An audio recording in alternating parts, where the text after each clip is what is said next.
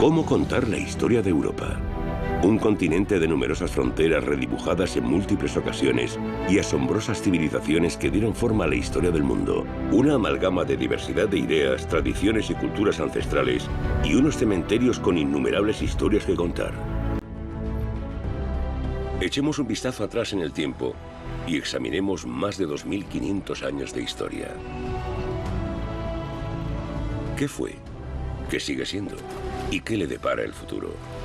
Europa nunca ha estado unida. Es un continente de conflictos y cooperación. Su diversidad la ha hecho fuerte.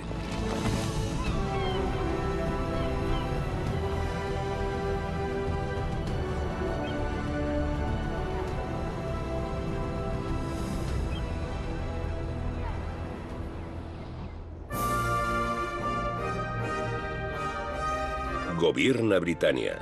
Britania gobierna las olas. En el siglo XIX, esa famosa canción patriótica describe a la perfección el poder del Imperio Británico. Gran Bretaña no solo es el país más poderoso de Europa, sino del mundo entero. Y con 3 millones de habitantes, Londres es la ciudad más grande y rica del planeta. En 1851, el imperio se presenta con orgullo como el país más innovador de Europa en la primera Exposición Universal, la llamada Gran Exposición en Hyde Park. El Palacio de Cristal, un edificio sin precedentes construido enteramente de vidrio y hierro fundido, es la esencia del ingenio británico. Bajo el patrocinio de la joven reina Victoria, 28 países exhiben sus mejores mercancías. Arte y máquinas de todo el mundo, y productos exóticos de sus colonias. La reina anota con orgullo en su diario: Dios bendiga a mi amado país, que se ha distinguido tan noblemente hoy. Victoria está también orgullosa de su familia. Más tarde es apodada la abuela de Europa, pues muchos gobernantes europeos son, directa o indirectamente, descendientes suyos. Numerosos líderes están vinculados con la reina. A principios del siglo XX, Europa es una gran familia aristocrática. Y como en toda gran familia, hay conflictos. Todos quieren superar al resto. Una competencia que con el tiempo conducirá a las trincheras de la Primera Guerra Mundial. Pero también existe una competencia positiva en la Europa del siglo XIX, especialmente entre los científicos del continente. Hasta hoy, el trabajo de investigadores europeos como Louis Pasteur mejora la vida de personas en todo el mundo. En 1857, Pasteur descubre las bacterias lácticas, unos microorganismos, los responsables de estropear el vino y otros alimentos. Y además, concibe un método de preservación a través del calentamiento, la pasteurización. Gracias a Pasteur, podemos disfrutar de la comida sin enfermar. Su espíritu inventivo salva millones de vidas, pues conocemos las bacterias que estropean nuestros alimentos y cómo combatirlas.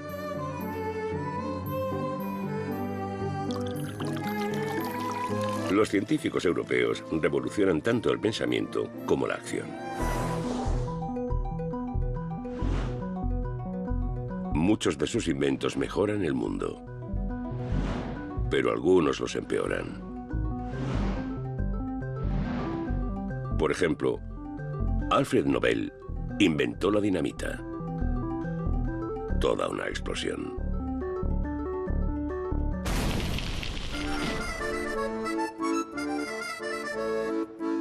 El progreso del siglo XIX también inspira el arte.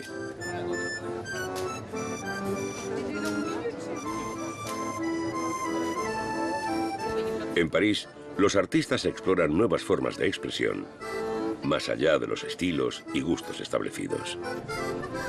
Experimentan con formas y colores y salen de sus estudios a la calle para pintar al aire libre. El arte europeo es provocativo, cambia opiniones y percepciones. Pero al principio, reputadas escuelas y galerías de arte, como la Escuela de Bellas Artes o el Salón de París, se niegan a exhibir sus pinturas. Los críticos se burlan del nuevo estilo por considerarlo borroso y chapucero. y lo llaman despectivamente impresionismo, un término del que se acaban apropiando los mismos artistas. Hoy en día, el impresionismo es considerado como el primer paso hacia el arte moderno. En 1863, el pintor francés Edouard Manet está convencido de que la crítica lo crucificará por su próxima obra. Y efectivamente, El almuerzo sobre la hierba supone un escándalo. Originalmente, Manet quiso llamarla La Partie Carrée, algo así como El cuarteto. Una mujer desnuda con dos hombres vestidos. Como era de esperar, el público burgués está indignado.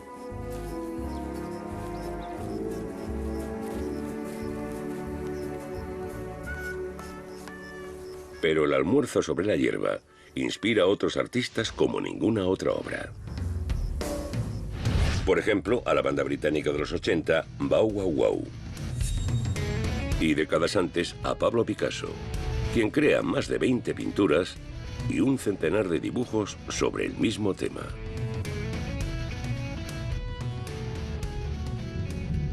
Pero en 1870, la realidad política alcanza a Edouard Manet. La guerra franco-prusiana sacude su vida y a Europa. Como miembro de la Guardia Nacional de Francia, Manet se ve atrapado en París armado con un caballete. Pinta uno de sus pocos paisajes, Efecto de la nieve en Petit Montrouge, no como una heroica escena de batalla, sino como reflejo del humor negro durante la guerra. Sus declaraciones escritas son más patrióticas. En una carta a su esposa, Manet condena a los enemigos de Francia, los prusianos, afirmando que esperaba vencerlos. A finales del siglo XIX, el nacionalismo está en auge, al igual que el Reino de Prusia. Los prusianos tratan de unir a Alemania bajo su liderazgo, luchando contra enemigos comunes. Cada vez más son percibidos como una amenaza para el equilibrio político de Europa.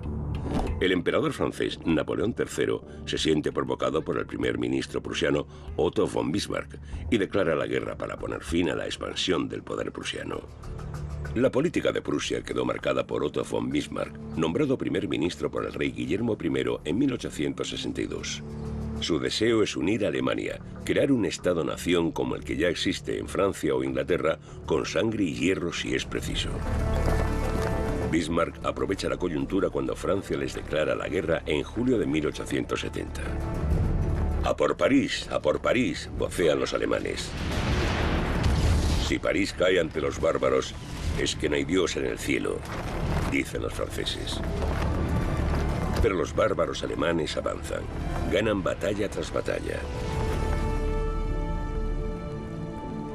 En septiembre de 1870, apenas 2 meses después del inicio de la guerra, las tropas alemanas ocupan el Palacio de Versalles, antiguo símbolo del poder y la gloria de Francia. Aquí, en el famoso Salón de los Espejos, Bismarck consigue por fin lo que quiere. La proclamación de Guillermo I, rey de Prusia, como emperador alemán el 18 de enero de 1871, marca el nacimiento del primer Estado-nación alemán. La victoria de Alemania sobre Francia cambia drásticamente el equilibrio de poder en Europa. Es una bofetada a Francia y, por tanto, una bofetada también a Europa. Con el surgimiento del Imperio alemán, el de un cuerpo político grande y poderoso en el corazón de Europa, su equilibrio corría peligro. Alguien que lo vio claramente fue Bismarck. Este había trabajado muchísimo por la unificación, pero cuando se logró, supo que era hora de dar un paso atrás. Siguió una política que él mismo describía como política de saturación y se contuvo. Pero en el siglo XIX existe otro poder en Europa que no puede contenerse: la revolución industrial. Se alimenta de carbón, que mantiene en funcionamiento las máquinas de vapor, así como los hornos, para satisfacer la creciente demanda de acero. Los campesinos se convierten en obreros industriales y surge una nueva clase, el proletariado, la clase obrera.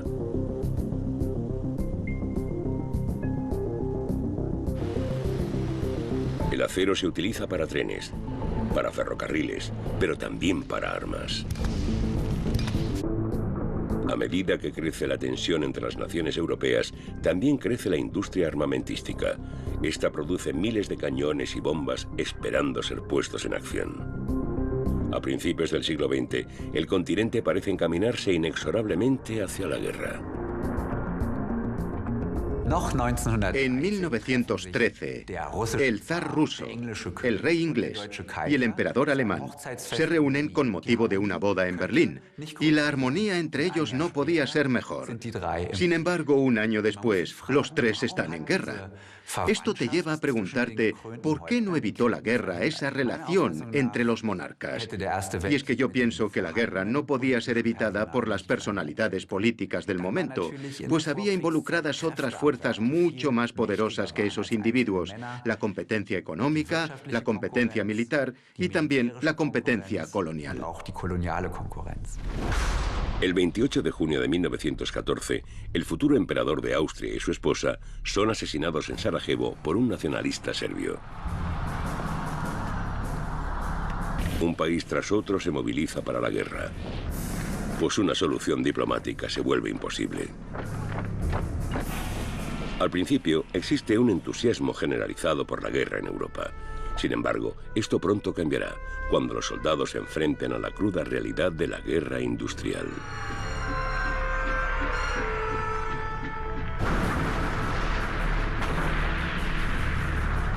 La competencia, la creencia ciega en el progreso y el nacionalismo llevan a Europa a las trincheras de la Primera Guerra Mundial. Más de 15 millones de personas mueren. Europa ya no domina el mundo.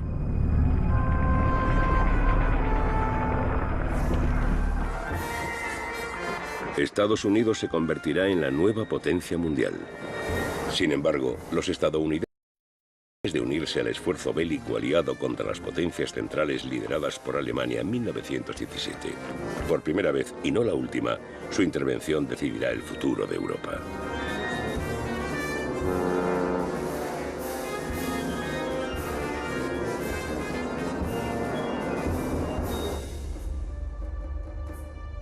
Al mismo tiempo, los rusos no solo sufren la guerra, sino también las consecuencias de una reforma agraria fallida. La pobreza y el hambre asolan la tierra y a su pueblo. Estallan los disturbios, pero son aplastados por las fuerzas policiales zaristas. Hasta que un hombre llamado Lenin entra en escena con su propia agenda política.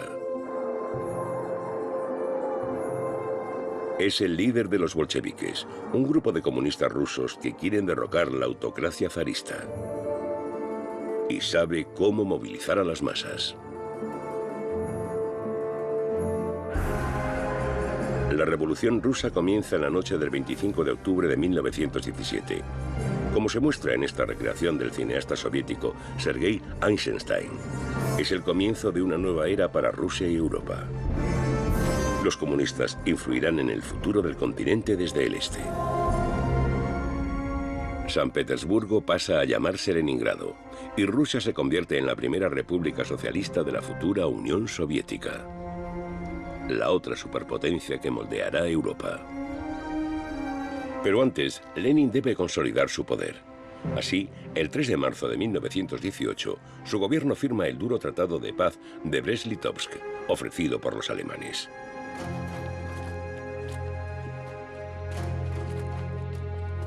El 11 de noviembre de 1918, los cañones también se silencian en el frente occidental. La Primera Guerra Mundial ha terminado.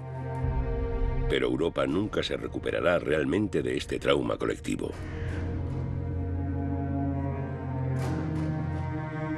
El nacionalismo, el racismo y el falso orgullo han provocado la autodestrucción del continente.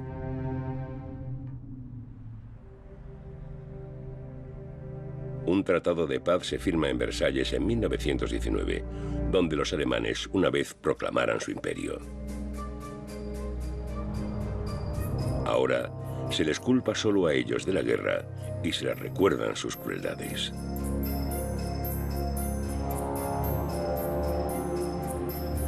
Cinco veteranos de guerra se colocan ante la delegación alemana.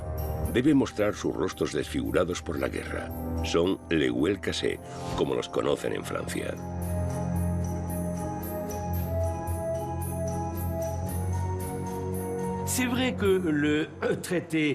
Es cierto que el Tratado de Versalles no fue un buen tratado, pues humillaba a las potencias derrotadas y principalmente a Alemania, pero sin despojarlos de sus medios para la venganza. Además, los vencedores no eran lo suficientemente fuertes como para defenderse en caso de que el tratado fuera cuestionado. Finalmente, esto llevó al triunfo de las dictaduras, a la Segunda Guerra Mundial, al suicidio de Europa. Sin embargo, el suicidio de Europa podía evitarse.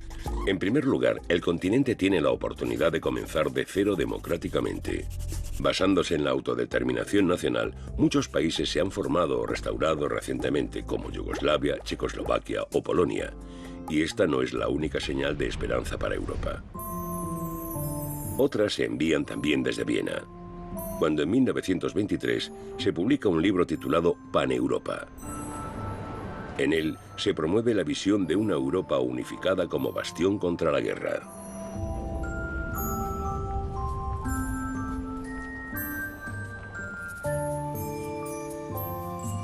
El autor Richard Coudenhove-Kalergi es un diplomático austrohúngaro.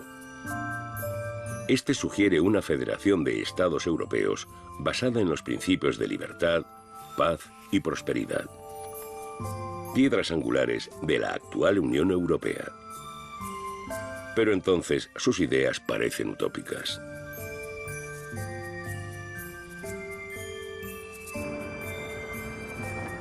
A nivel internacional, la Liga de Naciones se reúne en 1920 para sanar las heridas de la guerra y resolver los conflictos en la mesa de negociaciones y no en el campo de batalla. Esta hace un llamamiento a la seguridad colectiva, al desarme y a los controles fronterizos, importantes pasos hacia un mundo más pacífico.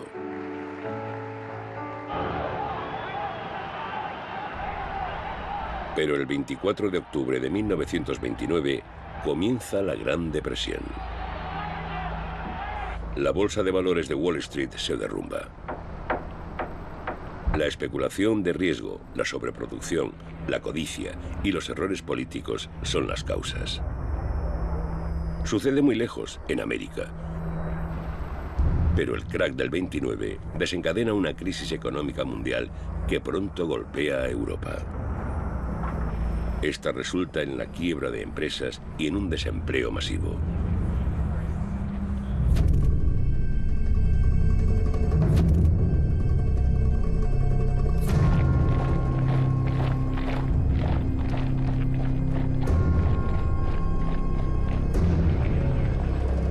Este es el momento de hombres como Benito Mussolini en Italia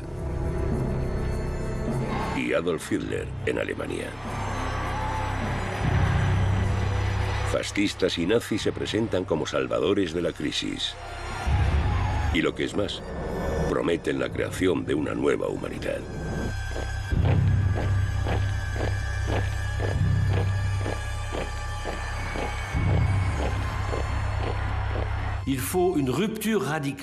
Se requiere un cambio radical para establecer algo nuevo.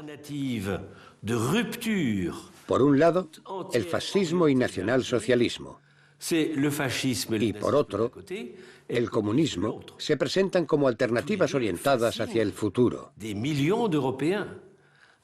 Ambos fascinan a millones de europeos y se presentan como una vía de escape a la fatalidad de la historia y de las cargas del pasado, con la creación de un mundo nuevo y una nueva humanidad, como si se pudiera retroceder en el tiempo y reimaginar de cero una humanidad completamente diferente. La Unión Soviética, dirigida de facto por Joseph Stalin tras la muerte de Lenin en 1924, promete un nuevo comienzo y una nueva humanidad también. Las imágenes son similares.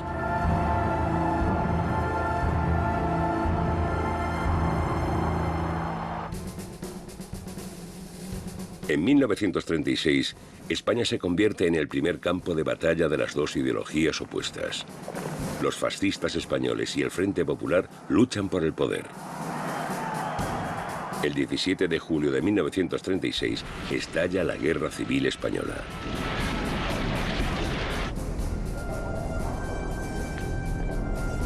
Adolf Hitler apoya a Francisco Franco, líder de la derecha radical española, y envía a la infame Legión Cóndor a España.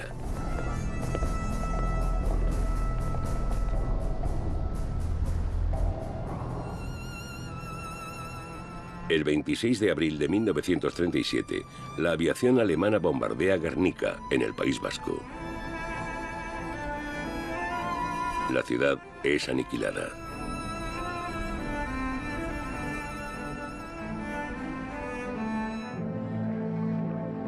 En 1938, representantes de Inglaterra y Francia se reúnen con Mussolini y Hitler en Múnich. Intentan apaciguarlos cediendo a sus demandas territoriales en Europa Central. Allí firman los acuerdos de Múnich, los cuales permiten la anexión de zonas de Checoslovaquia a la Alemania nazi. Y así nace una nueva designación territorial, los Sudetes. Pero esta conciliación no hace más que acelerar la avaricia de los fascistas. La era de la esperanza se esfuma. En agosto de 1939, los homólogos ideológicos Hitler y Stalin firman un pacto de no agresión. Se necesitan mutuamente. Ambos se preparan para la guerra. Es la semilla para la mayor matanza de la historia. Los demócratas europeos han fracasado y los fascistas y comunistas están en ascenso.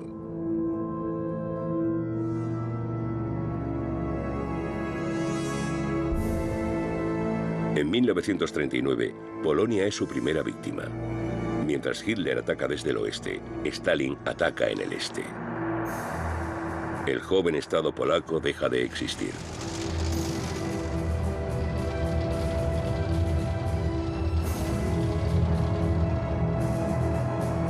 La Alemania nazi inicia una guerra relámpago tras otra, invadiendo a sus vecinos europeos. Hitler se presenta como el nuevo emperador de Europa.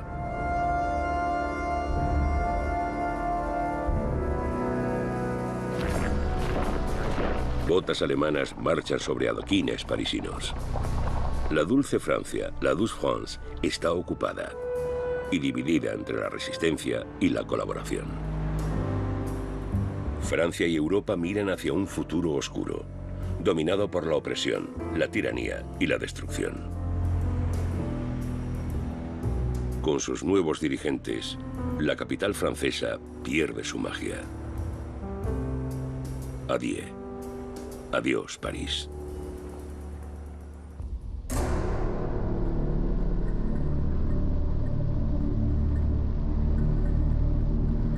Lo inimaginable se hace realidad.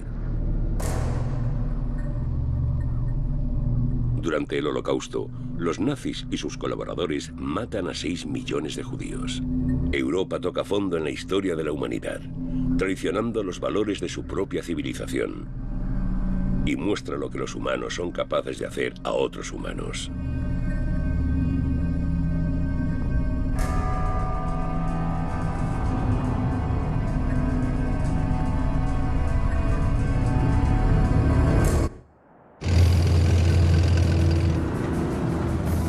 En junio de 1941, la Alemania nazi ataca a la Unión Soviética. Ahora son los nazis contra los comunistas, el fascismo contra el estalinismo, una batalla de ideologías de extremos totalitarios. Europa Oriental arde en llamas, millones de rusos pierden la vida.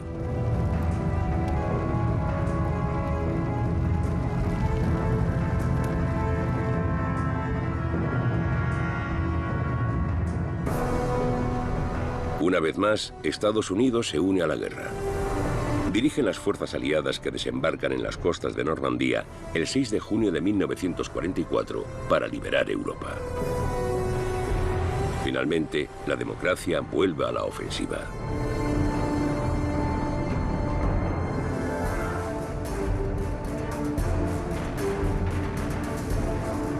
En el este, el Ejército Rojo de la Unión Soviética llega a Berlín y toma la ciudad el 2 de mayo de 1945.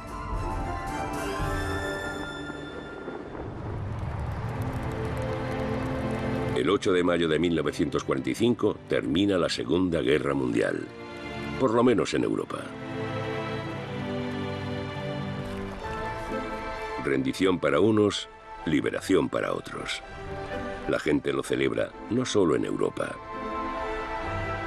sino en casi todas partes del mundo. Al menos los vencedores.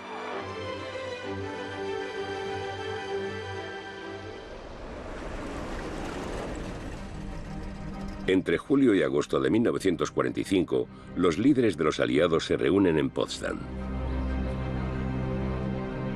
El mundo observa con entusiasmo cómo los tres grandes debaten sobre el orden europeo de la posguerra: Stalin, Churchill y Truman. El continente ya no controla su propio destino. Al parecer, al primer ministro británico, Winston Churchill, le basta con 3 cerillas para determinar el futuro de Europa. Alemania se reduce a su tamaño normal y el continente se divide entre los aliados. El nuevo orden conduce al desplazamiento de millones de europeos. Ellos pagan el precio de la paz.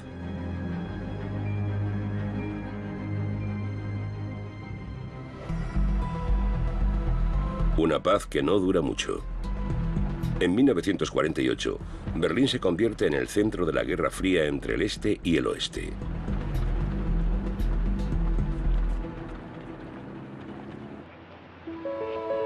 Colas por el marco de Alemania Occidental.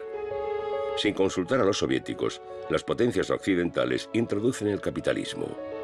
Una provocación que tiene como fin ganarse el corazón del pueblo alemán antes que el comunismo. De la noche a la mañana, las tiendas se llenan de productos como por arte de magia. Rusia, como reacción, bloquea todos los accesos a Berlín Occidental.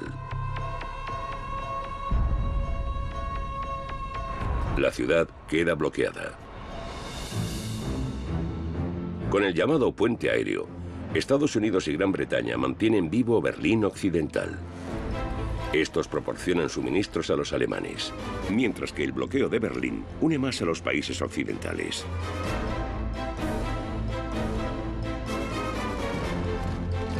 La Unión Soviética se convierte en el enemigo. Stalin pierde el primer enfrentamiento de la Guerra Fría.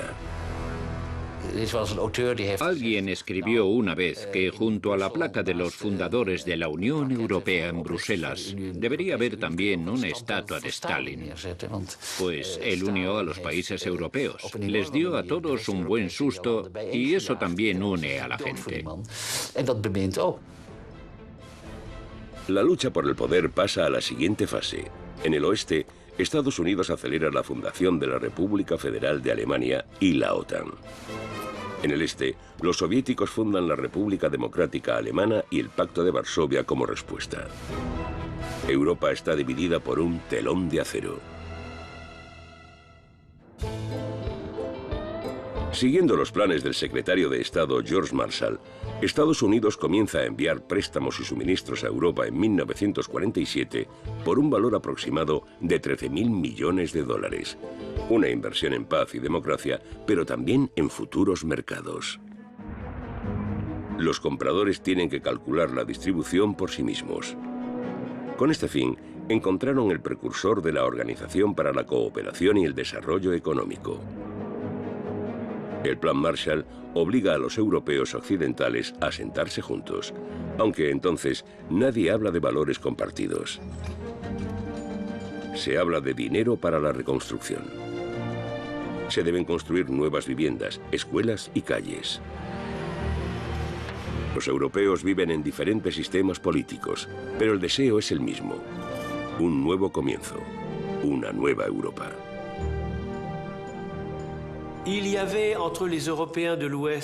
Los europeos del este y del oeste compartían varios valores, aunque no siempre fueran conscientes de ello. Especialmente la idea de que la creación de una nueva Europa debía comenzar con su reconstrucción. En 1948, políticos de todo el continente se reúnen en el Congreso de La Haya. Debatirán sobre cómo construir una nueva Europa basada en valores de paz y libertad. Churchill, ex primer ministro británico, promueve la idea de los Estados Unidos de Europa.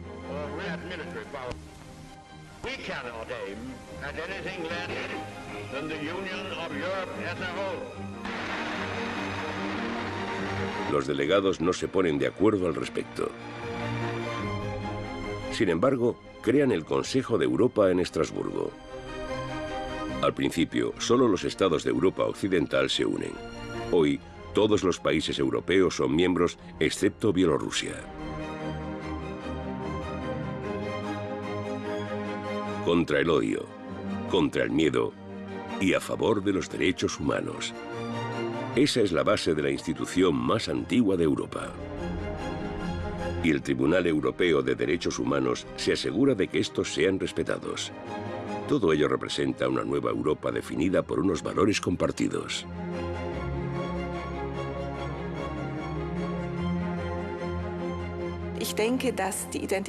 Creo que la identidad de Europa se ve determinada, por ejemplo, por la prohibición de la pena de muerte, por un riguroso entendimiento de la igualdad de sexos y una comprensión muy abierta de la libertad de expresión. Creo que tales derechos han surgido claramente en la tradición europea en los últimos 50 o 60 años y que han contribuido a una identidad europea que podría decir, nosotros somos así, otros son diferentes. En nuestros días, algunos líderes europeos tienen ideas muy diferentes sobre los derechos humanos. Por ejemplo, se ignoran los derechos de los refugiados, son ignorados o se oprime la libertad de expresión.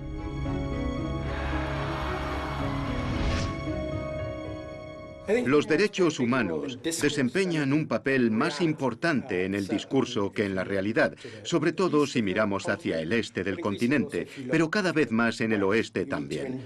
Debemos inyectar a nuestras sociedades valores, no palabras sobre el papel, sino valores de derechos reales. Esa podría ser la parte que empezamos a ver alejarse del discurso político en Europa. Durante mucho tiempo, la cuenca del Ruhr, corazón industrial de Alemania, es motivo de disputa. Esto se debe a que las armas de las dos guerras mundiales se forjaron principalmente aquí, con los recursos de carbón y acero de la zona. Pero en 1950, el ministro de Asuntos Exteriores francés, Robert Schuman, idea un plan. Propone explotar juntos el carbón y el acero para crear una Europa pacífica y unida. L'Europe ne se fera pas d'un coup, ni dans une construction d'ensemble. Elle se fera par des réalisations concrètes, créant d'abord une solidarité de fait. En 1951, Schuman y el canciller alemán, Konrad Adenauer, son los primeros en firmar el tratado para la creación de la Comunidad Europea del Carbón y del Acero, la FECA. Arranca entonces el motor de la integración europea. Hasta el día de hoy, son principalmente Francia y Alemania, antiguos archienemigos, los que definen Europa.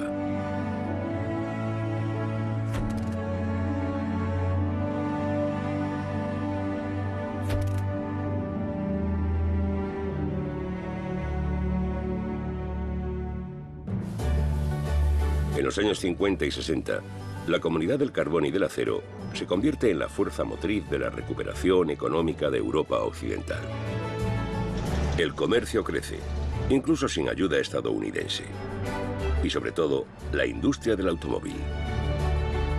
Los pueblos del oeste prosperan como nunca antes. Y con la economía, la clase media también crece.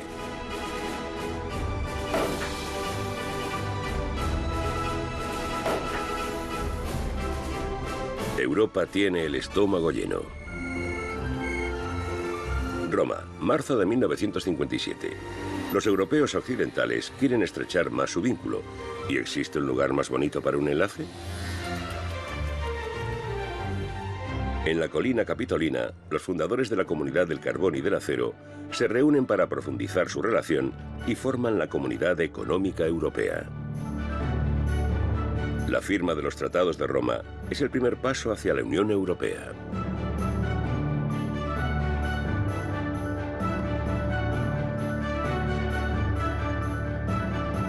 Es el nacimiento de la Europa actual. Die Abstimmung ist eröffnet.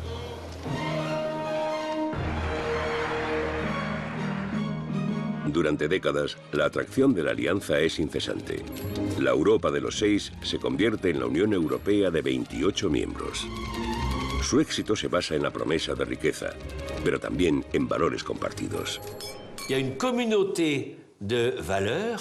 Existen valores compartidos, los famosos valores europeos, que se basan principalmente en la aceptación de la democracia parlamentaria, pero también en los derechos humanos, tal como fueron formulados después de la Segunda Guerra Mundial, en la libertad de expresión y en la libertad de movimiento, y por supuesto en la renuncia a la guerra.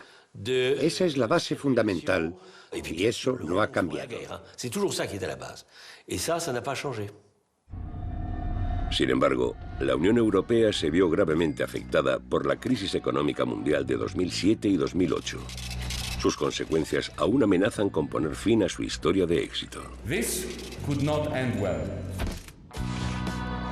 Los maravillosos años de su economía han terminado. A los líderes actuales de Europa se les ve cada vez más divididos. Parecen haber olvidado la visión de los padres fundadores de la Unión Europea. La Europa con la que soñaban los pioneros era una Europa muy social. No debemos olvidar eso.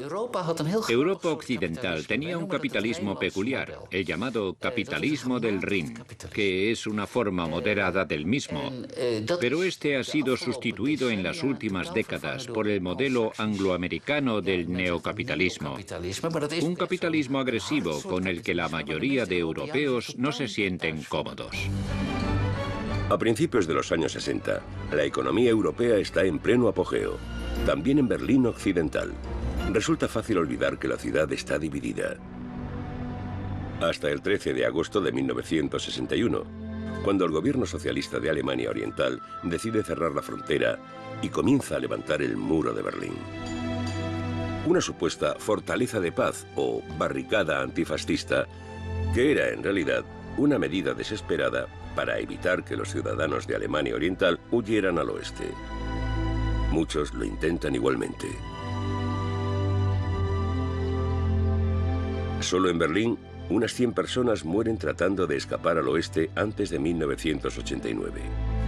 Son víctimas de la Guerra Fría.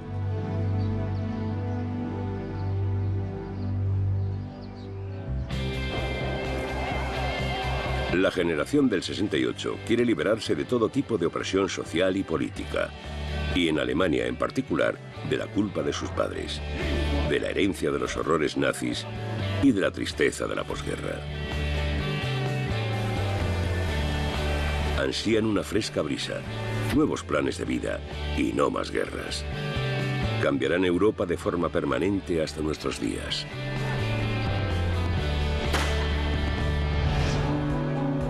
En Praga, los jóvenes también sueñan con un mundo diferente. Con un comunismo no gobernado por un solo partido, sino por la libertad de expresión.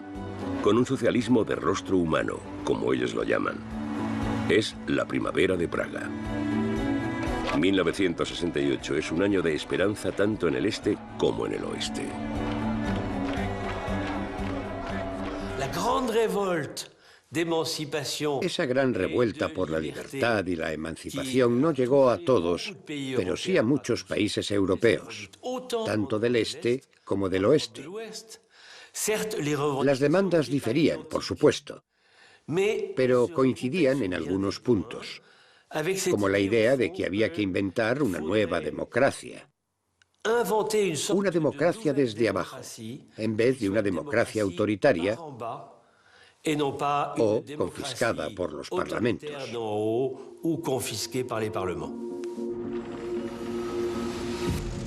La primavera de Praga es breve. En agosto de 1968, los soviéticos envían soldados. El socialismo real muestra su cara más fea.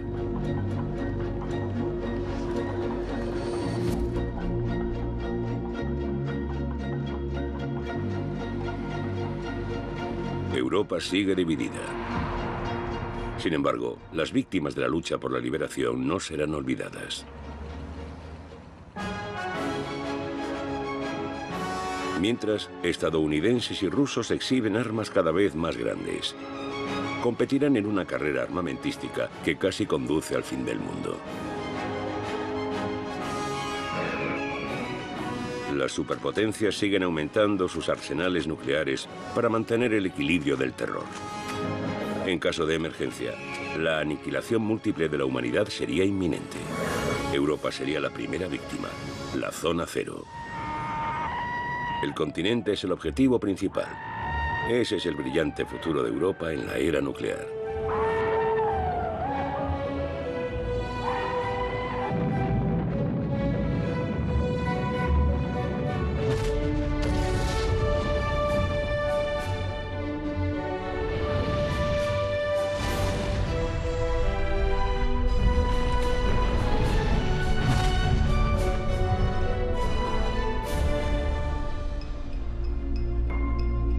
Helsinki no está en la línea de fuego, pues Finlandia se mantiene neutral en la Guerra Fría. Aquí, los jefes de Estado del Este y del Oeste se reúnen en 1973 y 1975 para negociar. En lugar de armas, quieren emplear palabras y diplomacia para mantener la paz. Así, bajo el liderazgo de las dos superpotencias, acuerdan la fundación de la Conferencia sobre la Seguridad y Cooperación en Europa.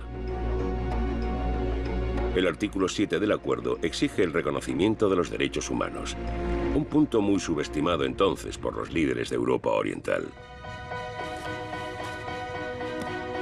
En Checoslovaquia, los intelectuales, como Václav Havel, reclaman sus derechos con la Carta 77. En la Polonia de los años 80 nace el sindicato Solidaridad, en los astilleros de Gdansk, dirigido por Lech Walesa y apoyado por el Vaticano. Al mismo tiempo, los ministros protestantes de Alemania Oriental crean las Oraciones por la Paz, un foro para disidentes políticos. Sin embargo, solo una variación en la cima de la Unión Soviética causa un cambio real. En 1985, Mikhail Gorbachev se convierte en líder del Partido Comunista, promete transparencia y reformas, glasnost y perestroika. Mientras Gorbachev busca un acercamiento con el presidente estadounidense Reagan, en Europa Oriental aprovechan la oportunidad. Los polacos dan el primer paso. En abril de 1989, el gobierno invita al sindicato vetado Solidaridad a una mesa redonda. Unos meses más tarde, Solidaridad gana las primeras elecciones libres al Parlamento. Al mismo tiempo, Hungría comienza a derribar el telón de acero y abre su frontera con Austria. Ya es imparable. Miles de ciudadanos de la Alemania Oriental aprovechan la coyuntura para huir al oeste. Los que se quedan protestan. En todo el este la gente se manifiesta por la libertad. El otoño de 1989 se convierte en la nueva primavera de los pueblos de Europa. Es una reacción en cadena que finalmente lleva al colapso del bloque del Este y del muro de Berlín. La noche del 9 de noviembre de 1989 cae el símbolo de su división. Es el primer paso hacia la reunificación de Alemania y Europa.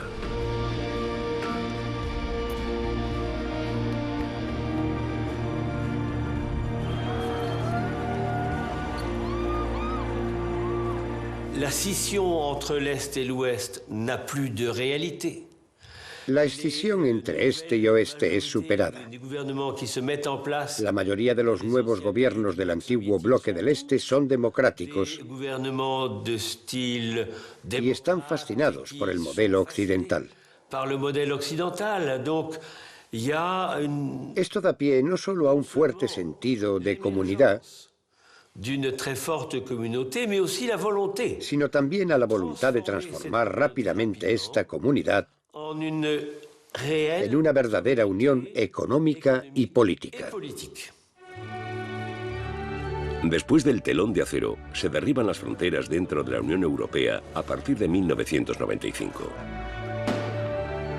El sueño de paz y libertad en una Europa unida parece hacerse realidad. Desde la introducción del euro en 2002, esta unidad también está presente en las carteras de muchos europeos.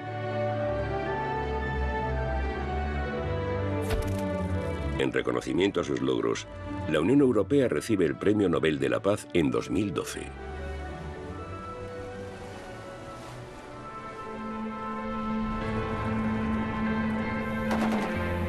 Sin embargo, la paz en Europa es frágil. El fin del comunismo supone el comienzo de nuevos conflictos, como la guerra de Yugoslavia entre 1991 y 2001, o el conflicto armado en Ucrania, que estalló en 2014.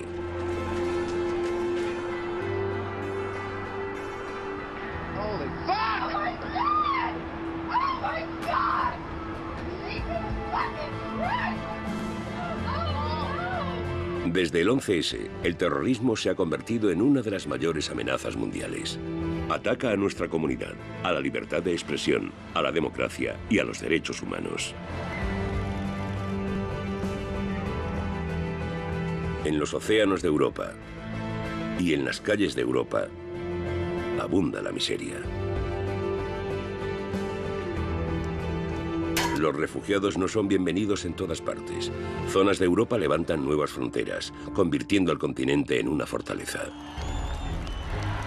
El veneno del nacionalismo se extiende como un reguero de pólvora. Europa queda atrapada entre Rusia y Estados Unidos. America first again. America first. El presidente Trump considera Europa un modelo obsoleto. Sin embargo, alienta a los populistas derechistas en Europa. Para ellos, la Unión Europea es una prisión, una tiranía de la que liberarse.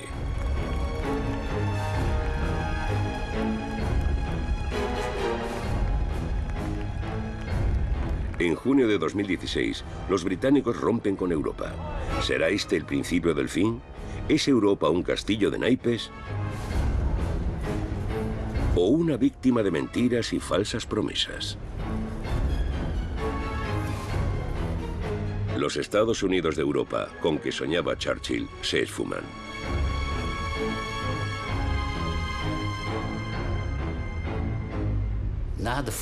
Tras la caída del muro de Berlín, estábamos eufóricos.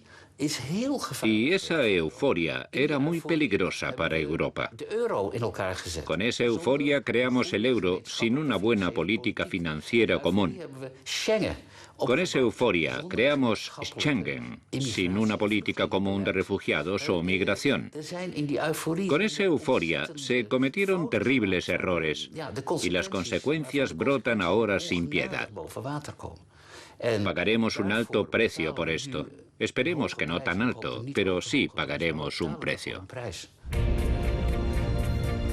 Hoy, Europa se halla en una encrucijada. ¿Seguirán los europeos su camino por separado o juntos? ¿Existe algo que aún los una? El sueño de libertad, derechos humanos y democracia trajo décadas de paz y riqueza. Sin embargo, las recientes crisis han destapado conflictos. Ahora, cada vez más europeos se preguntan si una Europa unificada tiene futuro. En estos momentos hay muchas razones por las que uno podría ser bastante pesimista sobre el futuro de Europa. Por otra parte, todavía hay mucho movimiento en Europa. Existe una energía intelectual, ideas que deben ser fuente de entusiasmo y de aliento. Creo que este es un continente inmensamente rico y dinámico, con pueblos diferentes y perspectivas diferentes que aún encajan bajo un paraguas cultural e intelectual compartido. Y eso es una gran alegría. Podríamos considerarlo una fuente de orgullo. Europa es más que un simple continente. Es una comunidad de destino. Una mezcla única de pueblos, culturas, tradiciones e ideas. Repleta de posibilidades. Teniendo en cuenta su glorioso pasado, Europa siempre será una cosa y a la vez su antítesis.